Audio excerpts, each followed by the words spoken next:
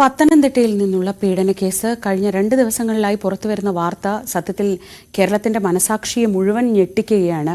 പത്തനംതിട്ട പീഡന കേസിൽ 3 പേർ കൂടി ഇന്നലെ കസ്റ്റഡിയിലായിട്ടുണ്ട്. കേസിൽ അറസ്റ്റിലായവരുടെ എണ്ണം ഇതോടെ 60ആയി. അന്വേഷണ സംഘം ശാസ്ത്രീയ തെളിവുകൾ ശേഖരിച്ച് തുടർ നടപടികളിലേക്ക് കടക്കും. ശശി നാരായണൻ വിവരങ്ങളുമായി. Sasi, good morning. ഇന്നലെ നമ്മൾ രാവിലെ ഈ വിഷയം സംസാരിക്കുമ്പോൾ ഉള്ളതിനേക്കാൾ വ്യാപ്തി ഇപ്പോൾ ഈ കേസിന് ഓരോ ദിവസവും കൂടി വരികയാണ്. ഒരു പക്ഷേ എനിക്ക് തോന്നുന്നത് നമ്മൾ ഒരു സമയത്ത് സൂര്യനെല്ലി കേസൊക്കെ ചർച്ച ചെയ്തതിന് സമാനമായ രീതിയിൽ വലിയൊരു റാക്കറ്റ് തന്നെ ഇതിന് ഇടയിൽ പ്രവർത്തിച്ചു, അല്ലെങ്കിൽ വലിയ രീതിയിൽ ആ പെൺകുട്ടി പീഡിപ്പിക്കപ്പെട്ടു എന്ന് തന്നെയാണ് മനസ്സിലാക്കേണ്ടത്.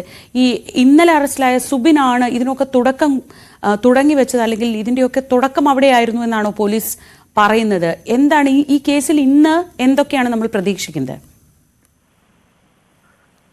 Good morning Sreeja. ഈ പത്തനംതിട്ട പേരുടെ കേസുമായി ബന്ധപ്പെട്ട് ഇതുവരെയുള്ള അറസ്റ്റ് 20 പേരാണ്. ഇന്നലെ 14 പേരാണ് അറസ്റ്റിലുണ്ടായിരുന്നത്. അതിനുശേഷം 6 പേരെ കൂടി പിന്നീട് റാന്നിൽ നിന്നും പോലീസ് അറസ്റ്റ് ചെയ്തു. അത് 3 ഓട്ടോറിക്ഷ തൊഴിലാളികളും ഒരു നവവരൻ, വിവാഹത്തിന്റെ നിശ്ചയം കഴിഞ്ഞ ഒരു നവവരൻ അടക്കം 6 പേരെ കൂടി അറസ്റ്റ് ചെയ്തു. അങ്ങനെയാണ് നിലവിലത്തെ സാഹചര്യത്തിൽ 20 പേര് പോലീസ് കേസുമായി ബന്ധപ്പെട്ട് അറസ്റ്റ് ചെയ്തിരിക്കുന്നത്. അതിനുശേഷം ഇന്നലെ രാത്രി ഏറെ വൈകി പമ്പയിൽ നിന്നും 3 പേരെ കൂടി പോലീസ് കസ്റ്റഡിയിലെടുത്തിട്ടുണ്ട്. ഇവരുടെ അറസ്റ്റ് രേഖപ്പെടുത്തിയിട്ടില്ല. അതേസമയം പത്തനംതിട്ട പോലീസ് ഇരിക്കുന്ന FIRകളുടെ എണ്ണം 7ആയി ഉയർന്നിരിക്കുന്നു. എന്തായാലും ഈ കേസുമായി ബന്ധപ്പെട്ട് വലിയ രീതിയിലുള്ള നടപടിയിലേക്ക്, അറസ്റ്റിലേക്ക് കാര്യങ്ങൾ പോകുന്നു എന്നുള്ളതാണ് നമുക്ക് മനസ്സിലാക്കാൻ കഴിയുന്നത്. 62ഓളം പേര് ഈ പെൺകുട്ടിയെ പീഡിപ്പിച്ചതായിട്ടാണ് നമുക്ക് ലഭിക്കുന്ന വിവരം, പോലീസ് നൽകിയ വിവരം. ഒപ്പം ഈ പെൺകുട്ടിയും പോലീസ് നൽകിയിട്ടുള്ള മൊഴികൾ, അതിന്റെ അടിസ്ഥാനത്തിൽ പോലീസ് വിശദമായ അന്വേഷണങ്ങൾ നടത്തുന്നു. ഇലവന്തിട്ടയിലും പത്തനംതിട്ടയിലും കൂന്നി, റാന്നി തുടങ്ങിയ പോലീസ് സ്റ്റേഷനുകളിലെല്ലാം ഇതുമായി ബന്ധപ്പെട്ട കേസിലെ രജിസ്റ്റർ ചെയ്തിട്ടുണ്ട്. ആ തരത്തിലുള്ള അന്വേഷണം വളരെ വിപുലമായ രീതിയിൽ പോലീസ് നടത്തിയതിന്റെ ഭാഗമായിട്ടാണ് ഇത്തരത്തിൽ പ്രതികളെ ഓരോരുത്തരെയും കസ്റ്റഡി എടുക്കാനും അറസ്റ്റ് രേഖപ്പെടുത്താനും കഴിഞ്ഞിട്ടുള്ളത്. ഇന്നും കൂടുതൽ അറസ്റ്റ് ഉണ്ടാകാനാണ് സാധ്യത. പെൺകുട്ടിയുടെ സുഹൃത്തായിരുന്ന സുബിനാണ് പെൺകുട്ടിയെ ആദ്യം പീഡിപ്പിക്കുന്നത്. വീടിന്റെ തൊട്ടടുത്തുള്ള സ്ഥലത്ത് 13 വയസ്സുള്ള സമയത്ത് വീടിന്റെ തൊട്ടടുത്തുള്ള റബ്ബർ തോട്ടത്തിൽ കൊണ്ടുപോയ പെൺകുട്ടിയെ പീഡിപ്പിക്കുന്ന ആ പീഡന ദൃശ്യങ്ങൾ മൊബൈലിൽ പ്രവർത്തിക്കുകയും പിന്നീട് കൂട്ടുകാർക്ക് പങ്കുവയ്ക്കുകയും അവരെ കൂടി പിന്നെ പങ്കെടുപ്പിച്ചുകൊണ്ടാണ് ബലാത്സംഗത്തിന് പിന്നിലേക്ക് കാര്യങ്ങൾ പോകുന്നു.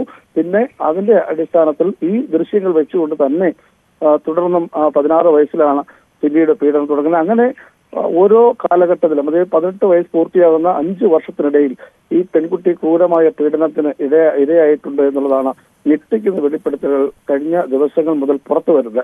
കായിക അധ്യാപകൻ, സഹപ്രവർത്തകർ, അച്ഛന്റെ സുഹൃത്തുക്കൾ, ഈ ഓട്ടോറിക്ഷ തൊഴിലാളികൾ, മീൻ വിൽപ്പനക്കാർ, മത്സ്യ വിൽക്കുന്നവർ, അങ്ങനെ പത്തനംതിട്ടയിലും റാന്നിയിലും കൂജിയിലും അടക്കമുള്ള പത്തനംതിട്ട വെട്ടിപ്പുറം അടക്കമുള്ള സ്ഥലങ്ങളിലെ പ്രതികൾ ഇതിനകത്ത് ഈ കുട്ടിയെ പീഡിപ്പിച്ച കേസിൽ അറസ്റ്റിലാകുന്നു. ഇന്നലെ രാവിലെ മുതൽ പോലീസ് സ്റ്റേഷനിൽ തുടർച്ചയായി നമ്മൾ കാണുന്ന ദൃശ്യം വളരെ വേദനിപ്പിക്കുന്നതാണ്. ഓരോ സമയവും പോലീസ് ഓരോ പ്രതികളുമായി സ്റ്റേഷനിലേക്ക് വരുന്ന ദൃശ്യങ്ങൾ വളരെ വേദനാജനകമാണ്.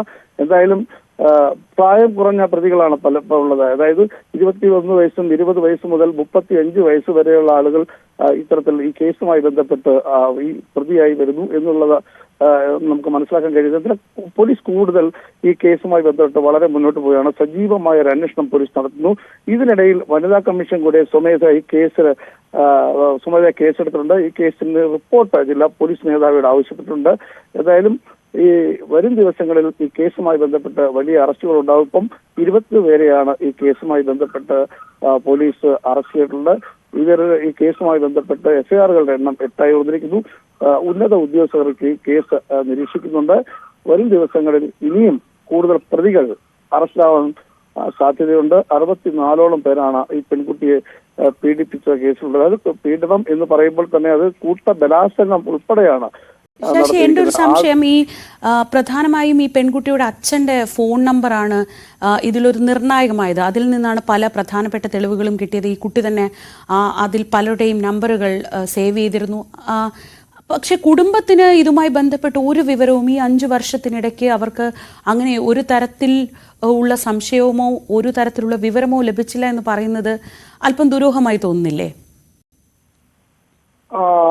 ശ്രീജ, തീർച്ചയായും അത് തന്നെയാണ് ആദ്യം ഒരു സംശയമായി നമുക്ക് തോന്നുന്നത്. അത് പ്രധാനമായ ഒരു കാരണം എന്ന് പറയുന്നത് ഈ അച്ഛൻ സാധാരണപ്പെട്ട കുടുംബമാണ്, കൂലിപ്പണിയൊക്കെ ചെയ്യുന്ന ആളാണ്, മദ്യപിക്കുന്ന ആളാണ്. അതുകൊണ്ട് തന്നെ ഈ പെൺകുട്ടി ഈ ഇത്തരം ആളുകളുടെ ഫോൺ നമ്പറുകളെല്ലാം അച്ഛന്റെ മൊബൈൽ ഉപയോഗിച്ചാണ് പെൺകുട്ടി ഇത്തരം ആളുകൾ ഈ പെൺകുട്ടിയെ ബന്ധപ്പെടുന്നത്. വരുന്ന പലരും ഈ അച്ഛനുമായി സൗഹൃദം സ്ഥാപിക്കുകയും മദ്യപിക്കുന്ന ഒരു സാഹചര്യം കൂടി ഉണ്ട്.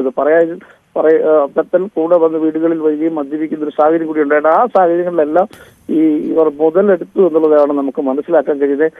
എന്തായാലും ഈ പെൺകുട്ടി പീഡിപ്പിച്ച എല്ലാവരുടെയും മൊബൈൽ നമ്പറുകൾ സേവ് ചെയ്ത് വെച്ചിരുന്നു. അത് തന്നെയാണ് പോലീസിന് വലിയൊരു ഈ അറസ്റ്റിലേക്ക് കടക്കാൻ, ഈ പ്രതികളെ കണ്ടെത്താൻ കഴിഞ്ഞൊരു കാര്യമായി പോകുന്നത്. അതുകൊണ്ട് തന്നെ ഇവരുടെ പേര് വിവരങ്ങൾ അത് പോലീസ് കണ്ടെത്തുകയും ആ 40ഓളം പേരുടെ പേരുകൾ ഈ മൊബൈലിൽ നിന്നും പിതാവിന്റെ മൊബൈലിൽ നിന്നും പോലീസ് കണ്ടെടുത്തു. ആ നമ്പർ ഉപയോഗിച്ച ആ നമ്പറിലേക്കാണ് ഇവര് മെസ്സേജ് അയക്കുകയും മറ്റു കാര്യങ്ങളൊക്കെ ചെയ്തിരുന്നത്. അതുകൊണ്ട് തന്നെ ആ നമ്പർ പ്രകാരം പോലീസ് നടത്തിയ വിശദമായ ഒരു അന്വേഷണത്തിലാണ് 40ഓളം പ്രതികളെ ഇതിൽ പ്രതി ചേർക്കാൻ കഴിഞ്ഞത്.